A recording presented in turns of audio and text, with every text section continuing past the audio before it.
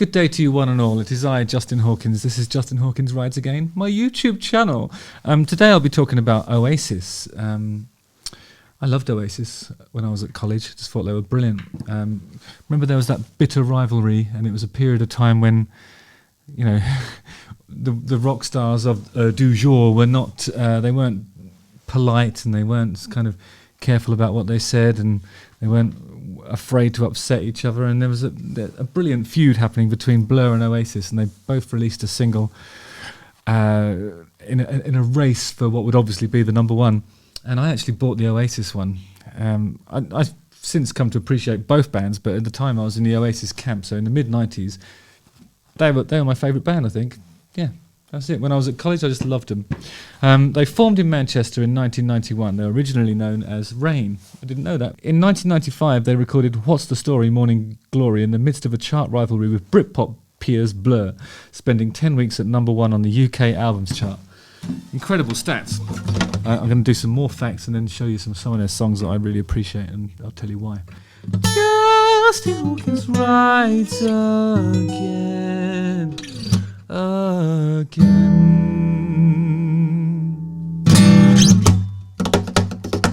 So, you know, because of the Oasis themed nature of this episode, I decided to try and find like a football manager's jacket. Remember there's that period of time when they were sort of wearing those, you know, the kind of thing that you would see a Premiership soccer manager standing on the touchline on a, you know, rainy night in Manchester. I didn't have anything like that, so I've just got this preposterous ski jacket. It's actually made by a company called Alaska, and it's called the Snow Dancer model. Unclear whether it's intended for the male or female silhouette. I just appreciate the bat wings, and it's the nearest thing I had to an Oasis jacket, so here we are. I've made a little playlist for you. There'll be a link to it in the description, and it's called Oh Yay Sis. Because, well, anyway, so it starts off with a deep cut, and there's a song called Acquiesce, which I thought it was sort of, I really enjoyed. Me and my brother used to really like this song because it kind of felt like it was a song that was talking about the relationship between the brothers, and you hear both Noel and Liam taking a lead vocal apiece. I don't know what, I think it was on the B-side of their the one that came in between the albums, right? I'm not sure. Anyway, it was a B-side, a deeper cut, as it were, if there is such a thing in the 90s Oasis oeuvre. They were pretty much omnipotent in those days, and it was difficult to escape them. So everything that you hear from that period is going to be a big song. But Acquiesce is the nearest thing to a deep cut I could find, so here it is.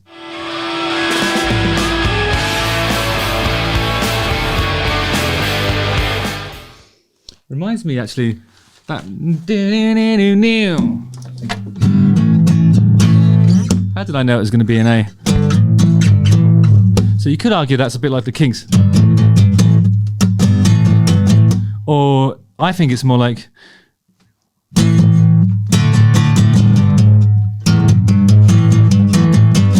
The way it's kind of done, it's like you just hear, presumably, Noel going...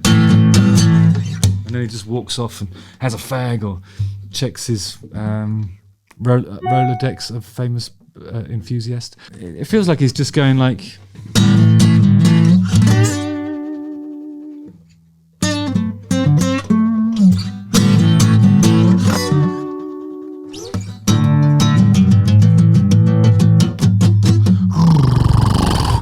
It always reminds me of Permanent Vacation.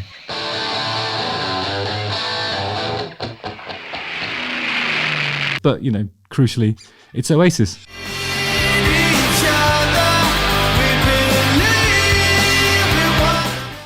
And Noel takes the choruses, so it starts off with...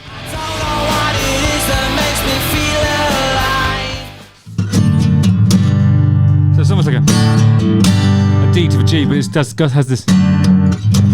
There's a sort of a bass note that's doing this...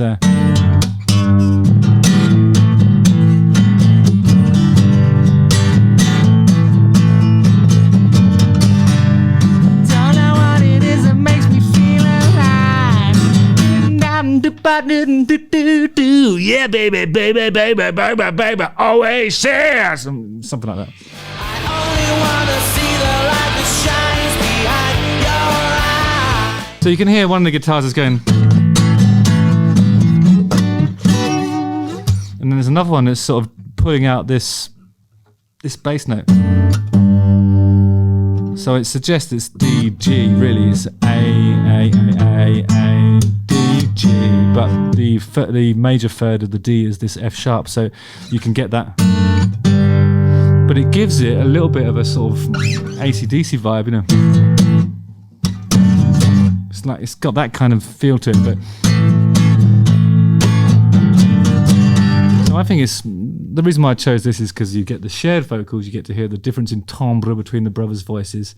It's a song that seems to be about their relationship, and it has a guitar part that is the Oasis distillation of AC/DC attitude, I think. And I always used to think it was pretty cool. I put a little 1-2 punch of Stand By Me from the Be Here Now album, and then I put She's Electric, which is from What's the Story. And the reason why I did that is because, you know, when like everyone in the 90s used to think that Oasis were obsessed with the Beatles, and yeah, they used to cite John Lennon as an influence all the time. I think they were a little bit dismissive of the Paul McCartney's contribution to the Beatles, which I was always a bit disappointed by, really. But when I listen to Oasis, the most obvious kind of moments of really sort of acute inspiration, I think, it comes from the writing of George Harrison, in my view. Stand By Me is a great example of that. If you listen to the last chords in the chorus, like.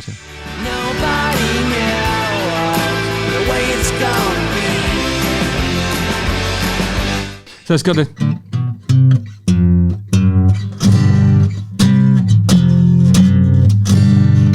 that thing there, and that always reminded me of something in the way she moves attracts me like no other lover. Something, you know.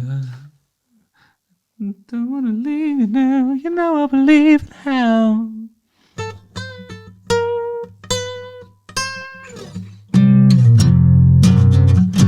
That kind of it's on the quarter note, the quarter note chromatic rising thing reminds me of Something, which is a George Harrison composition, and it's probably the most Stand By Me is the most Oasis sounded after the first two records, I think. So Stand By Me's got loads of stuff that's in G and D and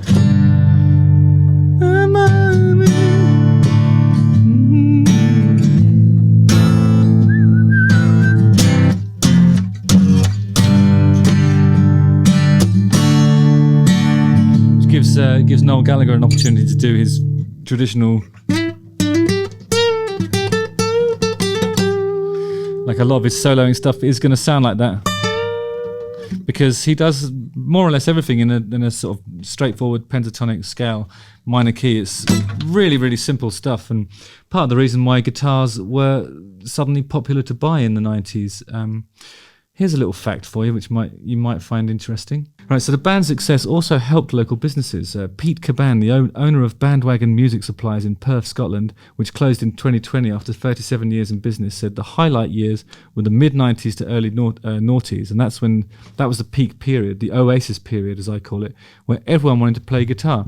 I think that's because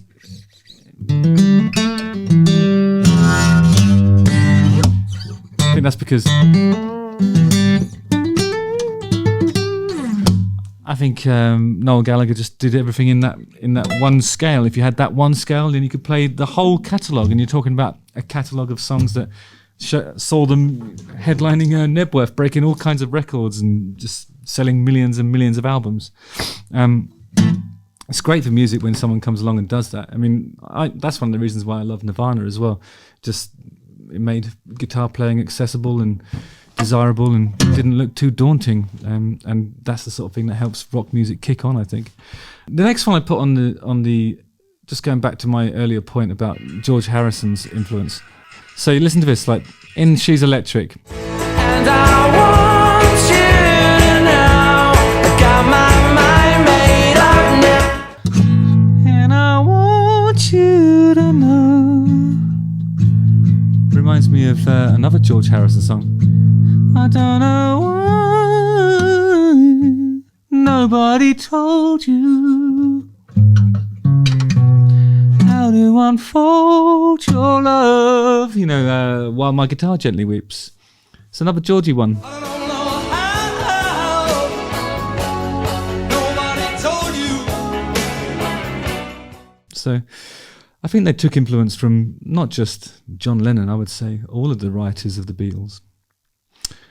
I put Some Might Say on because I think it's my favourite song from What's the Story? It's the one that's got the old drummer on it. I just loved how simple his playing always was. It was like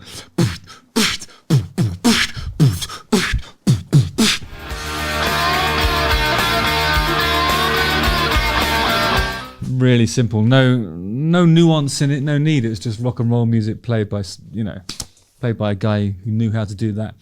And he knew how to do that probably better than anybody at that time. Just reminds me of like kicking ass, a guy just totally kicking ass, because that's all he knows how to do. I really appreciated his drumming, actually. I've forgotten what his name was now. Was his name I want to say Gwiggs.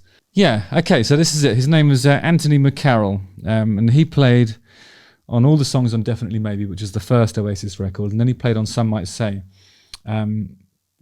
which was a single from the second record, but he didn't play on the other stuff on there. That's when Alan White took over. But Alan White's a much more technical drummer and probably had a lot more experience than Tony McCarroll. But I just love the way he was full on. Every song had that the drum beat from Don't Bring Me Down. So you can't argue with that. For me, it's the best sounding song on that second record, and I love the second record. So I'm not saying that. I'm not to throw any shade. I love the whole thing, but that's my favourite moment because it's the ballsiest and the most straight up. And then to demonstrate that, I think the last song I put on here is the least of the deep. It's the most shallow of the cuts that I've chosen. But for me, it's still the best Oasis song.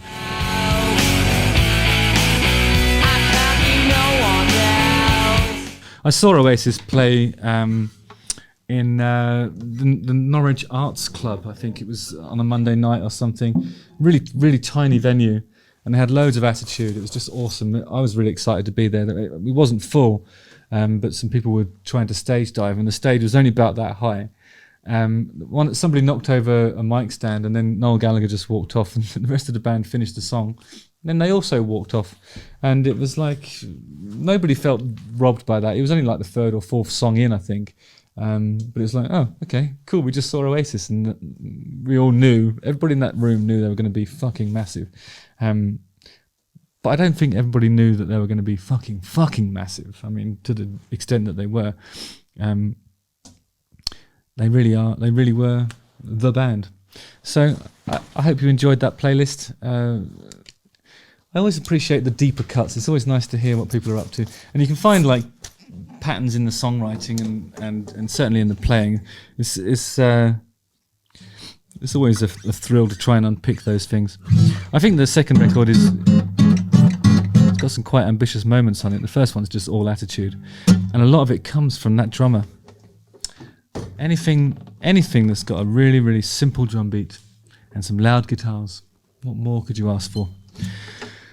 I mean, it's the same blueprint as AC/DC, but in a totally different flavour, isn't it? Justin Hawkins writes again.